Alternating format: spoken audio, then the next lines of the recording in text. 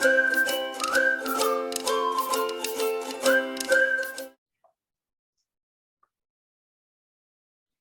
Assalamualaikum warahmatullahi wabarakatuh. Selamat pagi semuanya.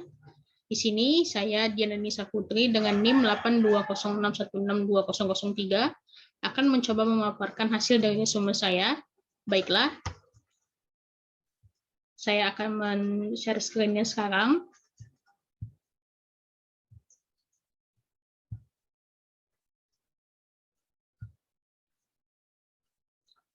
Di sini judul resume saya yaitu Pricing Practice. Pertama-tama yang saya hormati yaitu Bapak dosen pengampu mata kuliah Ekonomi Keuangan Lanjutan yaitu Bapak Andri Zainal SE MSI PhD. Lalu selanjutnya saya sayangi teman-teman semuanya.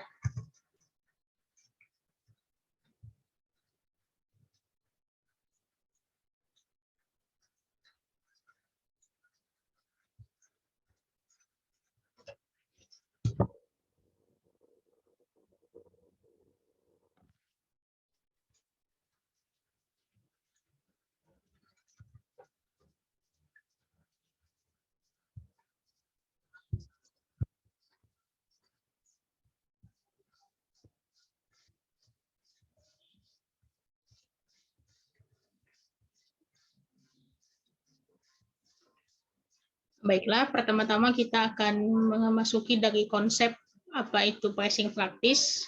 Seperti yang kita ketahui, harga ini adalah salah satu elemen paling penting dalam suatu perusahaan, khususnya di bidang pemasaran. Bagaimana harga tersebut bisa membuat bisnis perusahaan ini tetap berjalan.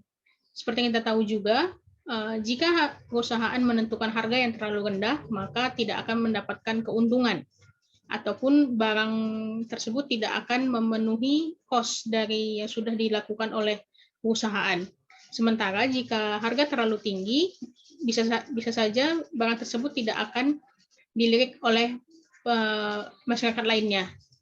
Lalu seperti yang kita tahu juga, harga ini bisa dapat diubah dengan mudah oleh bidang pemasaran di perusahaan tersebut, walaupun memang sebaiknya penggunaan untuk pengubahan harga tersebut tidak dilakukan, karena ketika perusahaan tersebut mengubah harganya lagi, seperti misalnya harga awalnya di 10.000, lalu mereka karena melihat pasar itu tidak berminat terhadap barangnya, lalu mereka akan menurunkan harganya seperti ke 7.000 atau 6.000, maka sebenarnya tindakan tersebut tidak baik untuk dilakukan, karena kita tahu bahwa ketika terjadinya penurunan harga kembali tersebut, bisa saja perusahaan-perusahaan yang lain pesaing bisa masuk di lini harga tersebut.